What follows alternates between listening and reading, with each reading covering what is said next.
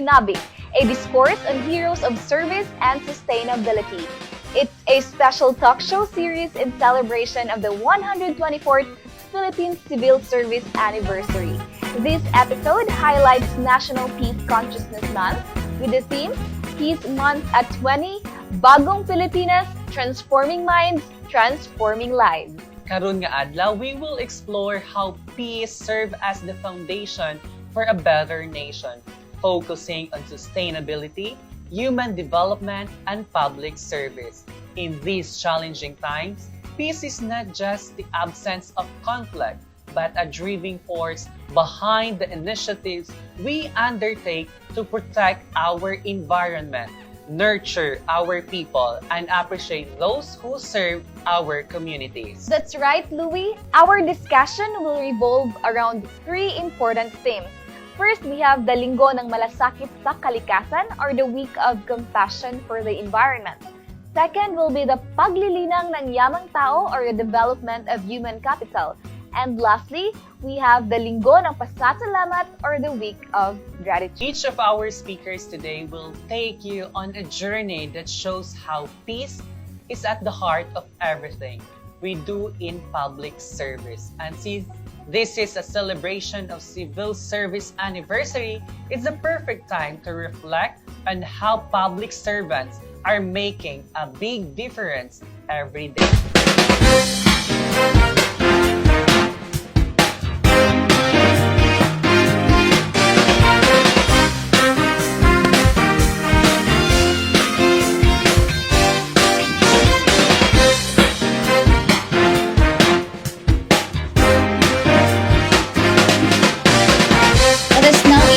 Our first speaker for today. He is an environmental advocate with a deep commitment to protecting our natural resources and ensuring sustainable practices in public service. Please help me welcome Mr. John Paul A. Camino, and he will talk about Linggo ng Malasakit sa Kalikasan or the Week of Compassion for the Environment. Hello everyone, good morning guys, good morning Louie, and hello to all the viewers of Pakighinabi Civil Service Anniversary Edition. Yes, Sir JP, good morning. It's great to have you here with us and on our segment for Pakighinabi. So, sir, we know that you've done a lot when it comes to work and environmental protection, but we are curious, sir, what inspired you, sir, to pursue this career in environmental advocacy? All right, so I'm not really sure about the reasons of why I'm really inspired to pursue environmental initiatives or environmental advocacy, but what inspires me most is when I read one of the encyclicals of our Holy Father, Pope Francis. Its name is Laudato Si. This encyclical is an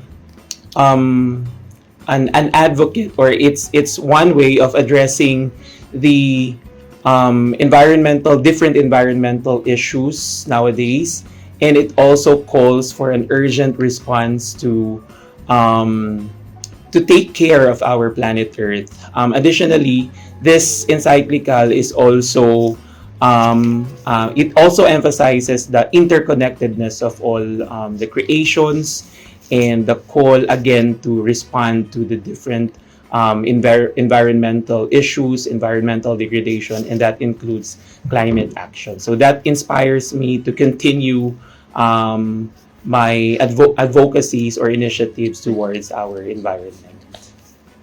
So thank you so much, sir. So we need also to read those the Sir JP, no, for us to really know what's up dito, the interconnectedness with the nature and its human or the people. So sir, can you tell us any initiatives or activities that recently you led or you conducted together with our students or in our community? Yeah. So one of the core functions of our college, I belong to the College of Arts and Sciences. I'm under the Department of Biology. So one of our recent activities, extension activities to be exact, is when we trained different sectors in our adopted barangay. It's Barangay Pangyan under Trento Municipality. So we conducted several trainings and seminars to our Bantay Gubat. We call it Bantay Gubat because they play an important role in protecting and conserving the forest or the environment, since there are several documents or reports pertaining to the sightings of the wildlife, including the Philippine eagle, our national bird, tarsiers, and other wildlife. So we trained our Bantay Gubats in Barangay Pangyan in collaboration with the LGU Trento. Shout out to Mayor Calves, and also to our partner agency or partner NGO, the Philippine Eagle Foundation. So their expertise have really helped our Bantay Gubat helping in our in the protection, no, of our forest in Barangay Pangyan. Since again, they played an important role in preserving our forest, no, in Barangay Pangyan, and also our wildlife. We also conducted, additionally, we also conducted several trainings, and we also distributed several training kits as one of the counterpart of the LGU Trento, ASCAT, and the Philippine Eagle Foundation. So we distributed training kits to our Bantay Gubats for them to help in accessing or in documenting the data, no, kay nag-train man ni sa ilaha sa for several months, gitrain na mo sila, and then it's one way of training them, it's one way of having citizen science nga ang mga residents, ang mga Bantay Gubat, which is also a resident in Barangay Pangyan, sila na mismo ang mo record sa data. So kung unsay mga naba sila yung mga na-site, naba yung mga indication nga na nest dito sa Philippine eagle and other wildlife. So yun, mga recent na mga activities sa amuang College of Arts and Sciences. Wow, indeed. So daghan jud og magipangbuhat karon ang ato ang faculty, not just for ensuring for education but also for protecting our wildlife and our nature. So sir, conducting these activities, conducting these programs, unsa po yung mga challenges that you have experienced along the way? I guess one of the challenges when it comes to aligning environmental sustainability, environmental initiative to public service is also the lack of awareness and understanding towards the establishment or towards the introduction of eco-friendly practices sa not all, but I'm pertaining to some of our colleagues and stakeholders. So another challenge that I experience when it comes to aligning environmental initiatives to public service is the lack of funding, lack of funds, and or limited funds and resources when it comes to implementing projects for the sustainability of our environment. And additionally, it's the resistance to change, no? There are some colleagues and stakeholders that are somehow not adaptive to change when it comes to the establishment or introducing eco-friendly practices into established routines, no? Especially sa atong office. So yun. So thank you so much, sir. Knowing the challenges, unsa po yung mga strategies, sir, nimo, like mga practices nga imuhang na buhat or imuhang na come up in addressing those challenges that maybe we could share, and also for others as well na pwede nila buhaton sa ilahang kaugalingon? Yeah, there are simple ways, since we're talking about public servants, no? So there are simple ways and practices that we could do in our respective offices, no, by simply by doing or by integrating eco-friendly practices, no, such as the segregation of waste. Na simple ra kay na siya, but it could make a lot of change, no, towards our environmental preservation and conservation, conserving energy, no, pagpalong sa mga aircons, mga switches sa lights, no, and even kung sa office we could also reduce the paper usage. In fact, Glyza and Louie, in the Department of Biology, we encourage our students to use scratch papers bito, no? In using and in submitting their research proposals or mga research na mga manuscripts nila, so that we could, aside from its economic na advantage, makatipid man sila sa paggamit sa bond paper, but we could also encourage them to use scratch paper for environmental sustainability. Yun. All right. Well, yeah. Thank you very much for that. For those strategies and initiatives that you have shared to us, Sir JP. Yeah, since we are talking about environmental sustainability and as well as we are celebrating the National Peace Consciousness Month, sir. So how do you think public servants like us can help promote environmental peace and sustainability? Like, are there any specific actions or initiatives you would like to recommend? So, public servants can do simple, eco-friendly practices such as, yun nga, sinasabi ko, limit or reduce natin ang mga paper usage, also conserving energy and segregating waste. And aside from that, our office, no, as public servants, can also participate in and even organizing different environmental activities or initiatives, such as in the participation in tree growing or tree planting activities, and yung mga cleanup drives na kinakandak sa ating school. So those are the initiatives that Yeah. pwede nato buhaton in our own way and sa ubang pong tao. So sir, finally, what is your message or would you like to share to our fellow public servants, to our students, to our faculty and staff, especially working towards the sustainability and environmental protection? So to all my fellow public servants, I encourage you all to keep pushing forward to your effort toward environmental protection and sustainability, and always remember that every small action really counts, and also continue to love what you're doing, especially in environmental protection and conservation.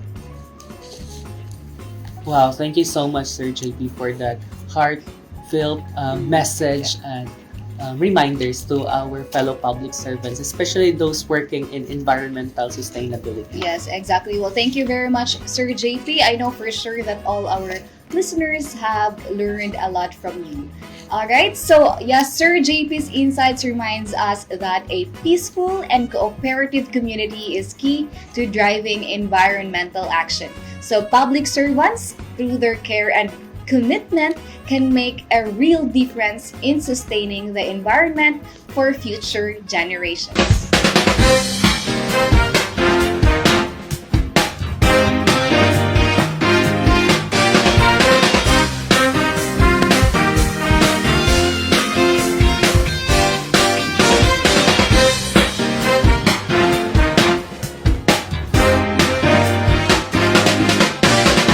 Now let's move on to our second speaker. She's a passionate advocate for human development and helping people grow, especially when it comes to public service. Ladies and gentlemen, please help me welcome Ma'am Millicent O. Dialde, who will talk about paglilinang ng yamang tao. Good morning, Ma'am Mel, and welcome to our Pakighinap. Yes, maayong buntag, Ma'am Mel. May buntag online, Joy, and to all the ASPA community, good morning, and thank you so much for this opportunity. And of course, ma'am, it's our honor to have you Yes, here. exactly. That we know that you made significant contribution when it comes to our prime HRM here in Agusan del Sur State College of Agriculture and Technology. So, ma'am, first, our question, and uban po nga makabalo nga sa to nga sa ASCAT community is that kaning imuhang kurso or career path karon is mao ba gyud ni imuhang gusto nga dapat tung bata pa ka? Um, this is to inform everyone that being a human resource management officer is not my really ideal profession. Since childhood days, I wanted to become a lawyer. However, there was an incident in our family wherein my mother died when I was in grade school.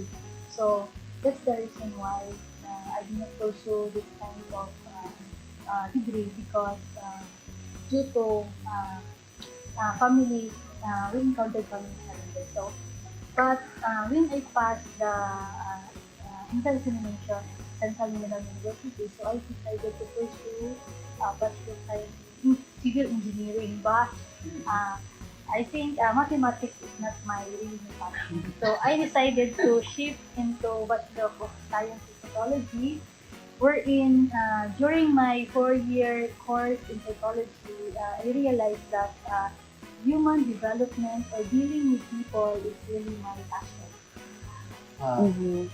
So that's the reason why that I pursue psychology and focus more on the industrial psychology, wherein part of it is to become a human resource management officer or human resource management.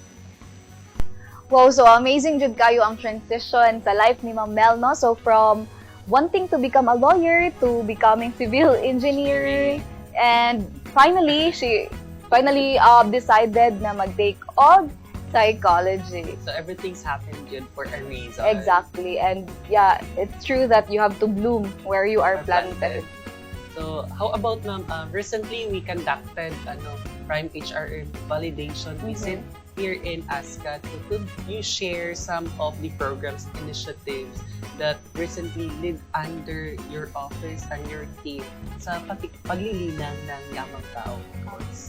Okay, for the information of everyone, especially ASCAT, we successfully conducted the on-site visitation for Prime HRM at School Level 2 for the two assistants, the student selection placement and the performance management system. So hopefully, we will be awarded for recognition for the two HR and for accreditation also. Then earlier, maybe October or November, we will also be visiting again by the Civil Service Commission in the regional level for the two other HR core systems, the learning and development and the rewards recognition. So we hope that after this on-site for this remaining two HR systems, we will be awarded as bronze institution for Prime HRM maturity level 2 since ASCAT is applying for Prime HRM level 2 for almost 4 years na. So hopefully we will have this award this year. Wow, thank you so much, Ma'am Mel. And for the team sa HR, Yes, exactly. because we are now gaining another milestone here in ASCAT na ang kaning Prime HR is isa sa mga batayan na ang atong institution is naanay nga quality of service when it comes to handling our human resources. Exactly, and of course that wouldn't be possible without Ma'am Mel leading the team, and of course the whole ASCAT. Communities, Yeah. especially of course our top management. Yes, that's right. Well, yeah, you have mentioned about Prime HRM, but aside from that, Ma'am Mel, could you share any programs or initiatives na ikaw ang nag-lead? It's like a program that relates or under the paglilinang ng yamang tao or the human capital development. So is there any programs or initiatives? Okay. Way back when I was working in the provincial government of Luzon del Sur, I am part of the PIGAS mental health. Oh, nice. Yes. We conducted counseling for the students in the Luzon del Sur National Science High School. We have these programs because we are invited to deal with the conflicts between the students, and that activity will give us the opportunity to speak to our students dealing with their conflicts even within themselves, and giving them strategies on how to cope with what their present conditions. So in that way, we can say that we develop what we are now because of our interventions being given to them. So I think this is one of the among the activities that we conducted in order for to have that paglingon ng yamang tao. Then aside from that, being the administrative officer or also in one of the department of PIAS, I am also in charge with the human development or the learning development of our people in our office, inside in our office. So personally, as the admin officer, I really make sure that most of our colleagues are being sent to training. So I really make sure that most of them have allotted budget, since I am also the budget officer in our office, designated as budget officer in our office. So I really make sure that all of them will have allotted budget to send them to trainings in order for them to develop more skills, and that will help them to to capacitate themselves and to just to improve their work performance. Wow, indeed, Ma'am, you have gained and you have done a lot during your time. So I guess we are looking forward for more activities. Ngayon mo ang pwede ma-lead or ma-initiate dire sa ASCAT as our HR. So, Yes, Ma'am Mel. Well, since also we are celebrating the 124th Civil Service Anniversary here in the Philippines, so how do you see public servants playing a crucial role or a significant role in human capital development? Like, how do you see, how important the people is for you?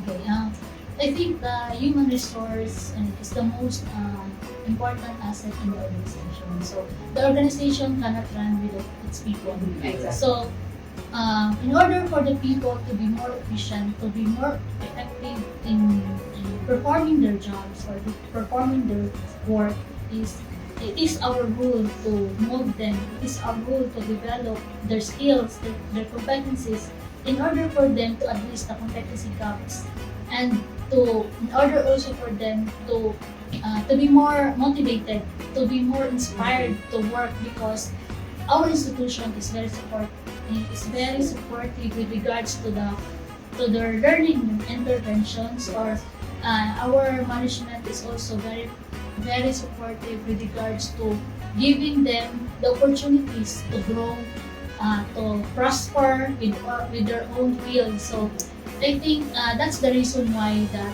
we are here today to discuss what are those initiatives, no? In order to share also to other, not only in ASCA community, but also to other communities outside in Agusan del Sur, that we have that strategies in order for our people, in order for the employees of ASCA, or even the students in ASCA, that we have these programs, we have these strategies that will cultivate or that will improve their as a person, or they will improve them as human being, in order for them to give our communities what the community deserve, or what the community needs.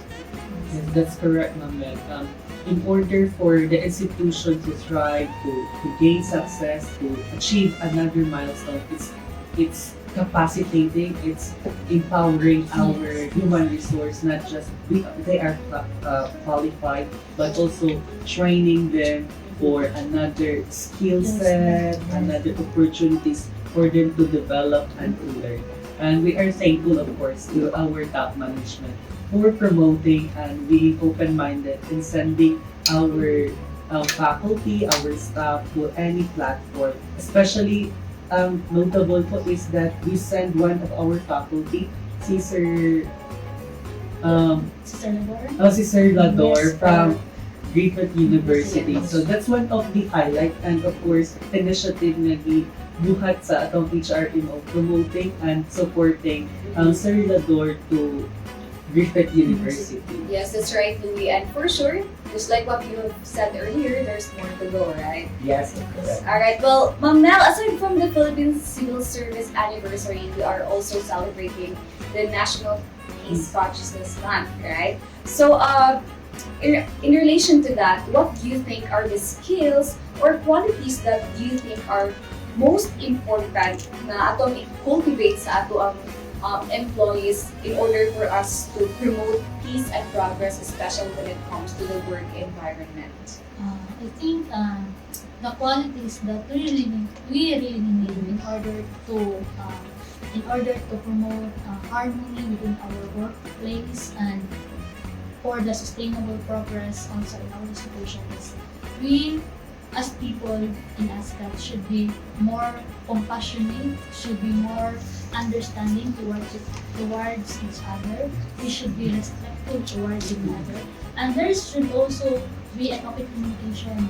Since communication is really the most important ingredient or the most important tool in order for us that understanding will be achieved. So then for the progress is we should be innovative.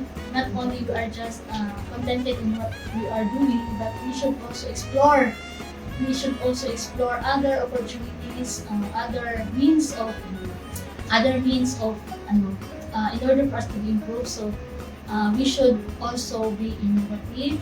We should also be we have that in our minds on how to resolve even the smallest conflict within our smallest unit in our office. So we should also have that kind of qualities and skills in order for us to maintain harmonious relationship with each other. So I think that's it.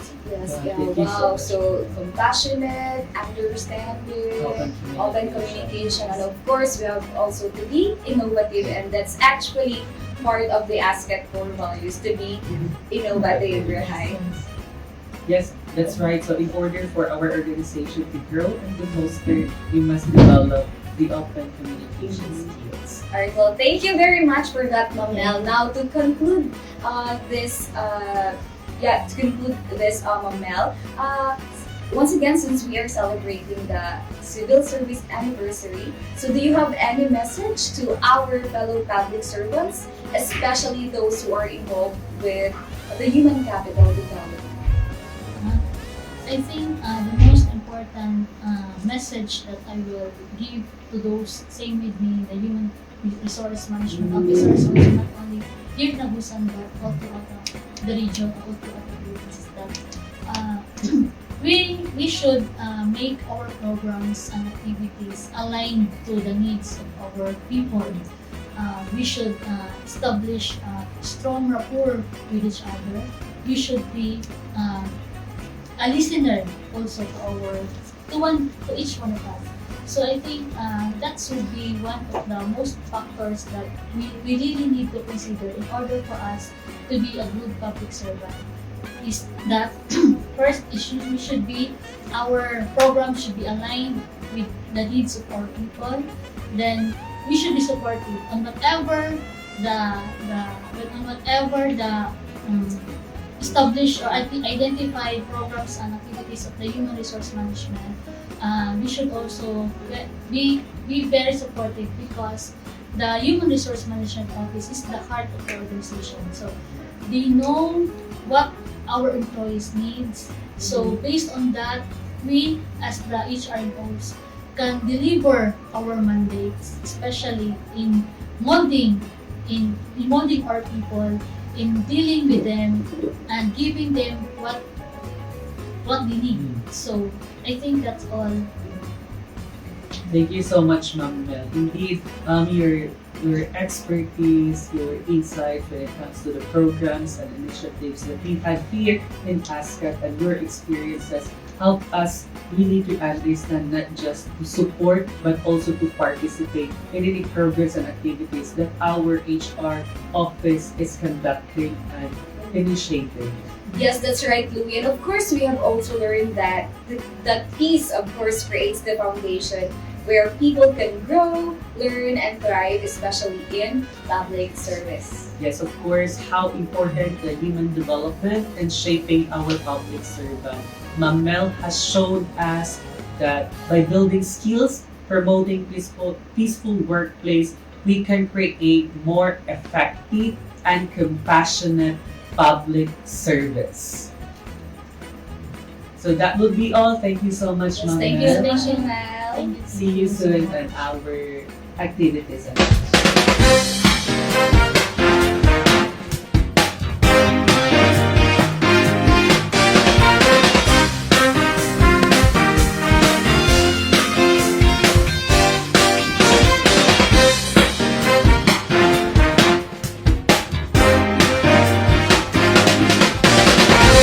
Last but not the least, we have our final speaker.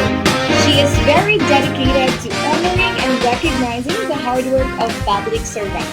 Ladies and gentlemen, please help me welcome Miss Glenda Rivas, who will talk about Linggo ng Pasasalamat. Hello, Ma'am Glenda. Welcome to ASCAT and welcome to Kapighinari. Yes, hello Thank you. po. Good morning and welcome po sa ASCAT, Ma'am Glens. Good morning. So, Ma'am Glenda, thank you so much for joining us today. I know you've dedicated many years to public service, particularly focusing on gratitude and appreciation, and of course, on mission on our campuses. So, Ma'am Glenn, can you tell us more about yourself? Yan. Good morning sa tanan. I'm Glenda Rivas and currently I'm working as the Regional Director of IBSM Philippines, Caraga Regional Unit. And we are focusing on teaching or training the students and graduates para magiging blessing sila sa ilang community, campus, even sa work. Wow, that's good, Ma'am. Salamat kayo for choosing or And for answering this accepting our invitation. So, our first question po, Ma'am Glenda, is that what drives you to stay in your mission knowing previously na previous work. So, this is not just your second work. So, what drives you to stay, ma'am, on this mission for our campuses and for the students or for our public servants? Yeah, thank you for that question.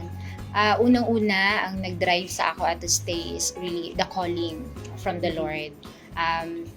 This is the reason why ako ang gibiyaan na ako ang mga previous nga jobs. Actually, I had 8 jobs before ko nagsulod as missionary to the community. So una ang calling gid sa Ginoo, dili ko pwede mo hawaan na even if there were times na kapuin ka physically, pero tungod kay kanang gitawag ka sa Ginoo for the specific task, I have to continue. And pangalawa, it is very rewarding to see students and even lives of kanang mga tao nga gitransform sa Ginoo gamit as an instrument. Wow, that's very inspiring, ma'am. No? You know that I also believe is na ang Ginoo is ibutang ka sa place kung asa ka mas needed. No? Do you also believe on that beliefs, ma'am? Yeah, naagid siya purpose kanang naakadara. So, yeah. Yes, you'll always be placed for a reason. So maybe to inspire others or maybe to become a testimony to others, right? So speaking of that, Ma'am Glenn, since we are talking about the Linggo ng Pasasalamat or the Week of Gratitude, and you mentioned that you have worked a lot when it comes to public service. So is there any initiatives, programs, or events that you have organized, especially when it comes to the development of when it comes to the individual spiritual development?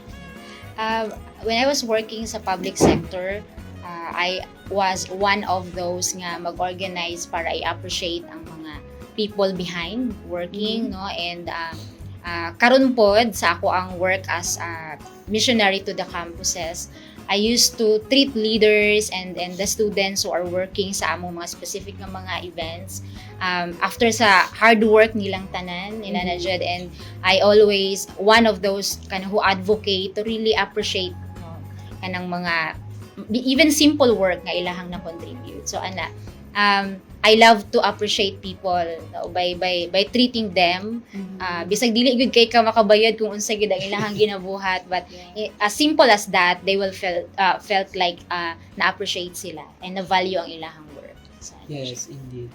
Seeing also, ma'am, no, nga, ang ato ang students is kauban nata sa campus ministry is nag-grow from time to time, nahimo silang na-transform ilahang kinabuhi through the initiatives, the programs, the retreats nga atong ginabuhat sila. It's somehow para sa ato it's fulfilling. yeah.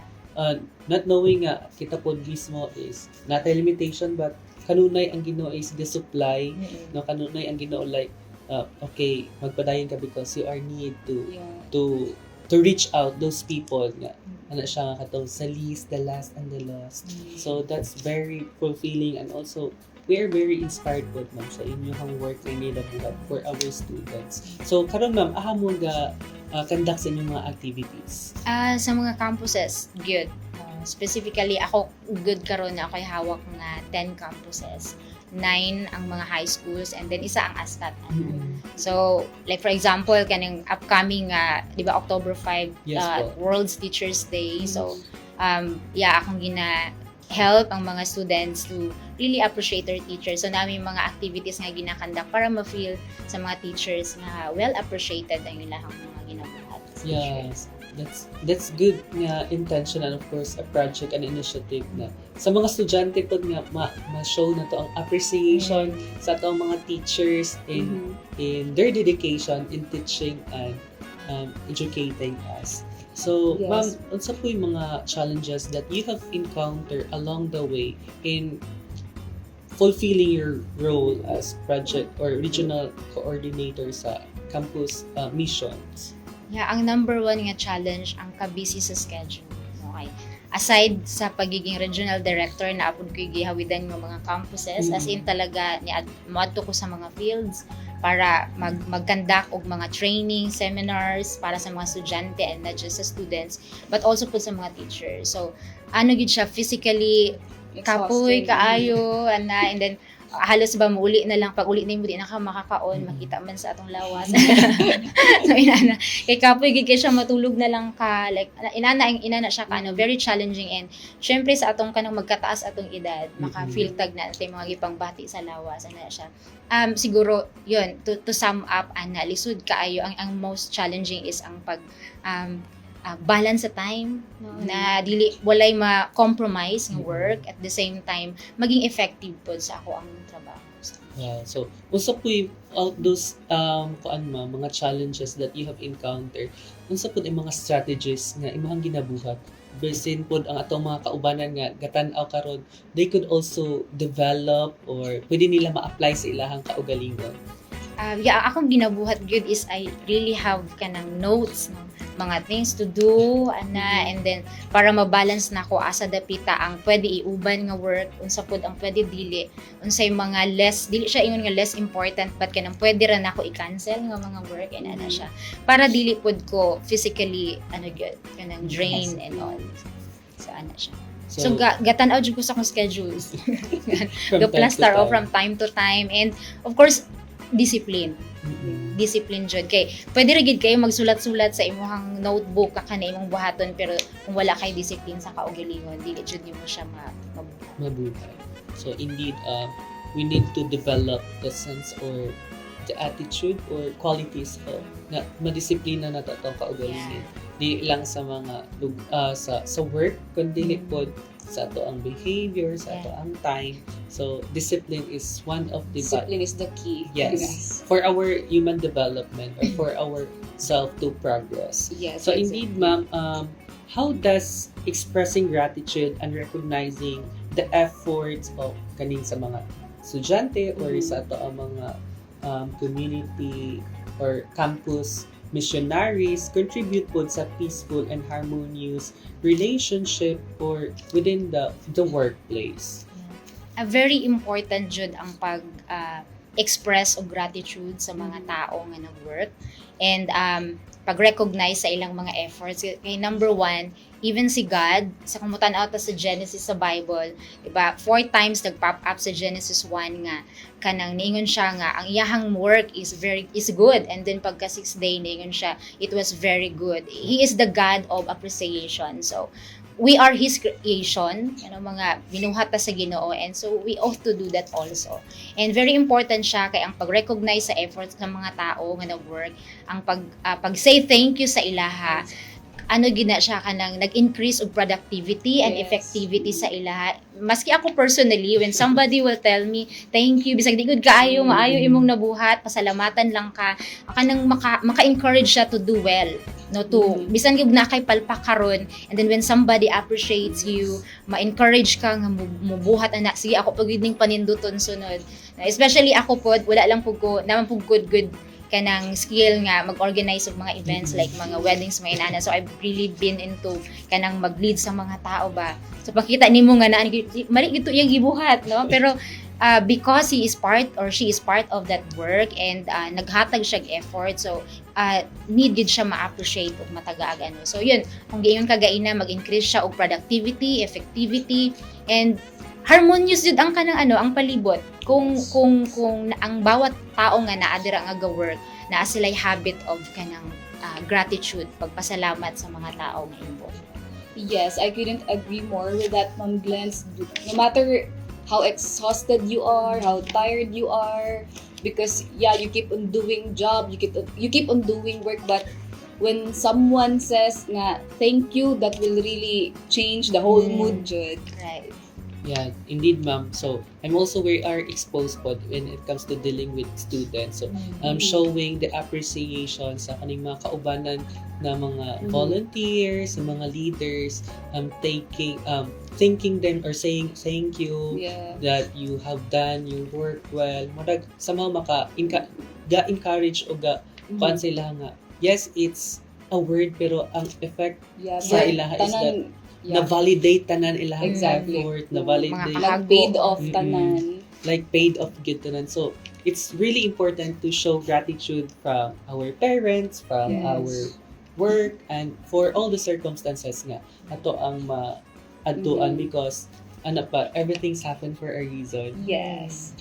No, so, this time, ma'am, what is your message po to leave for our public servants and for those people who are in the mission in the mission to when we celebrate this linggo ng pasasalamat, unsa pud ang ma-leave sa ilahan ng message or inspiration? Thank you kaayo for this time nga inyong gihatag for me nga maka-share og message for all the public servants and ang nga nag-work man sa NGO, sa private or public sector.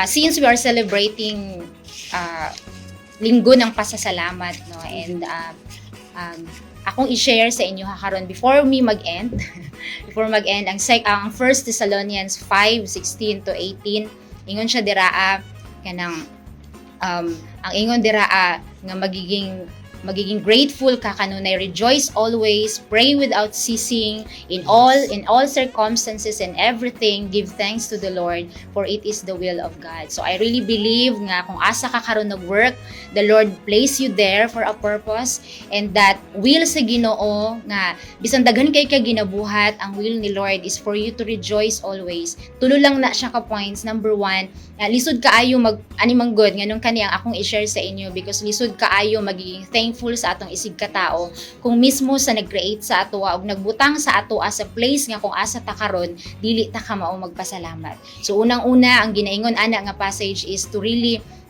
rejoice always. Ang always is dili na karon lang ugma o dili lang isang linggo, no, but it's always every day, no, magpasalamat ta kanunay. Ang kana siya is dili pud na siya feeling kay daghan mo gyud panahon nga dili ka joyful, no. Daghan mga panahon nga ang circumstances sa imong work is dili ka malipayon, pero when you have Jesus in your heart, in your life, bisan pa ang pagiging joyful is not an absence of kanang troubles and struggles in life, but bisag napaka kay pag-agian nga ingon ana, when you have Jesus in your life, He will really teach you to rejoice always. Dili nimo ma-explain ang imong gibati bisan paglisod ang imong naagian. Pangalawa, ingon siya dira, pray without ceasing or pray continually.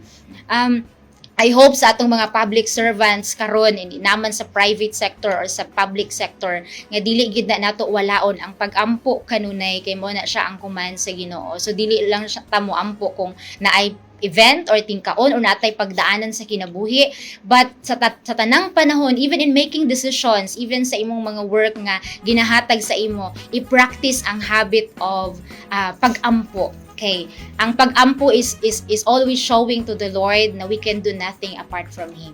So, mo na siya nga nag-recognize sa nga kailangan gyud nato ang Ginoo. Kay kung dili ka mag-ampo, pasabot you can do it, no, sa imong kaugalingon. So, ang pangatlo, and this is the last, ayingon siya dira, in everything give thanks. So dili lang kung naay blessing mo abot or dili lang a good job ka sa imong trabaho, but sa tanang panahon matun-an nimo ang pasalamatan ang Ginoo, kay mao na siya ang kabubuton niya para sa atoa o para sa atong tanan. So I hope sa atong mga public servants, sa tanan nga nag-work, no, atong i-develop ang habit of gratitude, ang habit of praying, and pangatlo, ang habit of thanksgiving. Isa na siya nga makatabang, nga maka-work well ta, and that sa kung asa man ta gibutang sa Ginoo, mag-bloom jud ka o mamunga ka, and you will be effective. So, that's all. Salamat kaayo for this. Wow, thank you so much, ma'am, for that inspiring message. Amen for that, Ma'am Yes, Glenn. ma'am. We always thank the Lord for everything that we do, for everything, for ahaman ta nga sitwasyon maabot. Because apart from our Lord, we can do nothing. Tama gito yung mga giingon man. So thank you so much, Ma'am Glenda, for sharing and be with us in our special segment sa Pakinghinabi. Yes, thank you so much, Ma'am Glance, for highlighting the importance of showing gratitude in public service. So it's really clear that recognizing each other's hard work helps create a more peaceful and motivated workforce. Thank you. Thank you to our wonderful speakers for sharing their insights and experiences today.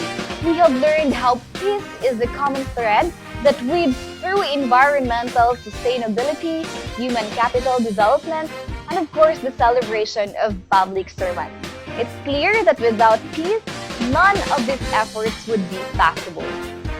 As we continue to celebrate the 124th Philippine Civil Service Anniversary and National Peace Consciousness Month, let's carry forward the value of peace, service, and sustainability in everything we do.